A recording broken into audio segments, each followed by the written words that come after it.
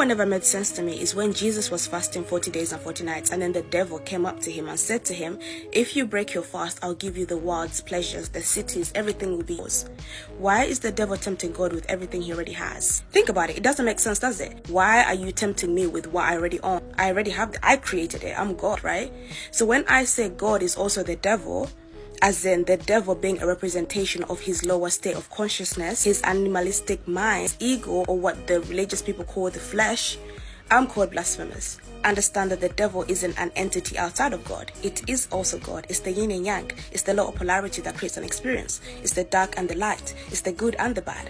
It's states of consciousness, the high and the low. Jesus, of course, in the state having his ego, his animalistic mind, tempting him, his high state of consciousness, to do something. It's the same way you, when you're trying to become whoever you want to become, having your ego, having your flesh trying to tempt you.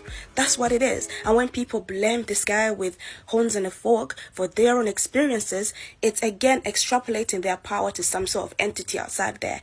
It doesn't make sense. You guys remember when you're growing up, when they'll say stuff like you have the devil on your shoulder just as much as you have the angel on your shoulder. You need both. The ego versus the soul. Heart versus the mind, the same thing. It's not separate from one another. You need both to create experience. The whole point of, spirituality, religion as well, is to get angel to transcend the devil, soul to transcend the flesh, the ego, the devil.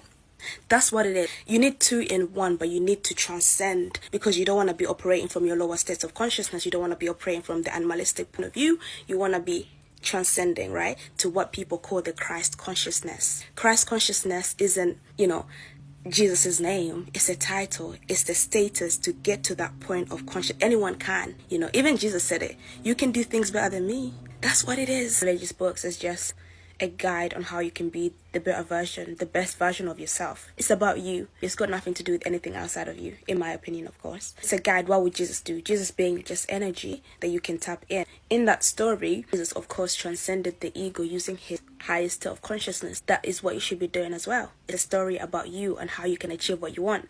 Jesus achieved what he wanted through that whole story, becoming Christ. He is becoming that title again. So you do the same thing, asking yourself, what would Jesus do? Jesus being the energy you can tap into right now, and that Jesus energy overcoming and transcending the devil energy you also have.